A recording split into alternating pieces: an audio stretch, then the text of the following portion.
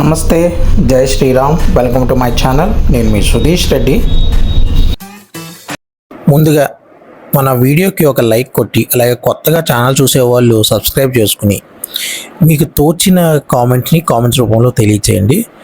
ఇక ముందుగా శర్వానంద్ గారు, సంయుక్త మేనన్ గారు, అలాగే సాక్షి గారు కలిసి నటించిన మూవీ నారీ నారీ నడుమ మురారి. అలాగే ఈ మూవీలో మన సీనియర్ యాక్టర్ నరేష్ గారు, అలాగే వెన్నెల కిషోర్ గారు, సంపత్ గారు, చాలామంది ఉన్నారు ఆర్టిస్టులు.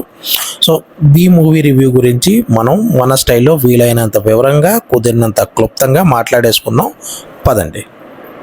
ముందుగా ఈ సినిమా యొక్క కథాబీజం.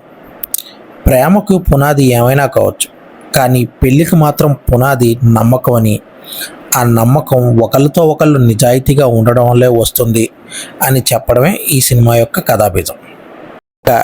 కథ విషయానికి వస్తే, మన హీరో తను ప్రేమించిన అమ్మాయిని పెళ్లి చేసుకోవడానికి వాళ్ళ నాన్న పెట్టే ఒక కండిషను తన మాజీ ప్రేయస్తో ముడిపడి ఉంటుంది. ఇప్పుడు ఆ హీరో ఆ మాజీ ప్రేయస్ దగ్గరికి వెళ్ళి ఆ చిక్కుముడిని విడిపించి ఈ హీరో తను ప్రేమించిన అమ్మాయి మెడలో 3 ముళ్ళు వేసాడా లేదా అనేదే ఈ సినిమా యొక్క కథ.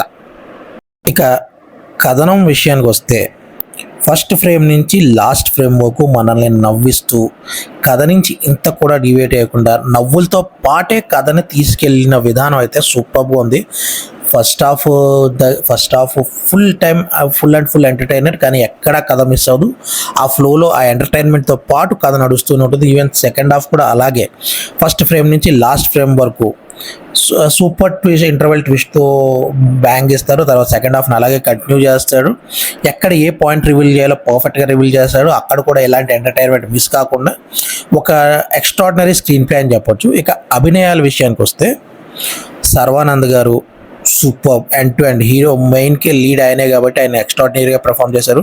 అలాగే ఆయన ఫాదర్ క్యారెక్టర్ చేసిన నరేష్ గారు, సీనియర్ యాక్టర్ నరేష్ గారు, అలాగే హీరోయిన్ ఫాదర్ క్యారెక్టర్ చేసిన సంపత్ గారు, ఆయన అసిస్టెంట్గా చేసిన చిత్రం శ్రీన్ గారు, వెన్నెల కిషోర్ గారు, హీరో ఫ్రెండ్గా చేసిన ప్రదీప్ గారు ఆయన పేరు ఇంకోటి ఉంది, బట్ స్టిల్ వీళ్ళందరూ కూడా మనకు గుర్తుండిపోతారు. ఎందుకంటే ఆ లెవెల్ పర్ఫార్మెన్స్ ఇచ్చారు. ఒకళ్ళ వల్ల కాదు, మొత్తం టీమ్ ఎఫర్ట్ అని చెప్పొచ్చు. ఈవెన్ సునీల్ గారి క్యారెక్టర్ కూడా మంచి అప్లాజ్ తీసుకుంటుంది. సో ఓవరాల్గా అందరి అభినయాలకి టేక్ ఏ బౌ అనొచ్చు మనం. అండ్ హీరోయిన్స్ కూడా నెక్స్ట్ లెవెల్ పర్ఫార్మెన్స్ అయితే ఇచ్చారు. ఇక ఫైనల్గా సాంకేతిక విలువల గురించి మాట్లాడుకోవాలి అంటే, డైరెక్షన్ సూపర్, సినిమాటోగ్రఫీ బాగుంది, డిఓపి బాగుంది, అలాగే ఆర్ట్ డిపార్ట్మెంట్ వర్క్ పర్ఫెక్ట్గా ఉంది. సినిమాలో నాకు ఏదైనా ఒక అసంతృప్తి ఉంది అంటే ఒక మ్యూజికే. బ్యాక్గ్రౌండ్ స్కోర్ బాగుంది, కాకపోతే సాంగ్సే ఈ సినిమాకి కొంచెం మంచి సాంగ్స్ యాడ్ ఆన్ అయ్యంటే ఇంకొక వేరే లెవెల్ ఉండేది సినిమా. సో అక్కడ కొంచెం డ్రాబ్యాక్ అని నాకైతే అనిపించింది. ఇక ఈ సినిమాలకు ఓవరాల్గా నేను రేటింగ్ ఇవ్వాలంటే 3.75 ఇస్తే, సాంగ్స్ బాగుంటే 4 ఇచ్చేవాడిని. సాంగ్స్ వల్ల 3.75 అయితే ఇస్తున్నా. ఈ పండక్కి ఫ్యామిలీ అంతా కలిసి ఖచ్చితంగా చూడాల్సిన ఒక సినిమా. మిగతా సినిమాలతో పాటు ఆల్రెడీ చూస్తుంటే ఈ సినిమా మాత్రం అస్సలు మిస్ కాకండి.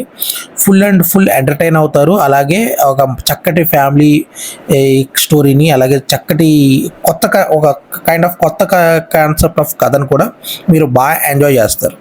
సో ఈ పండక్కి శర్వానంద్ గారితో థియేటర్లోకి వెళ్దాం. Bye. Thank you very much.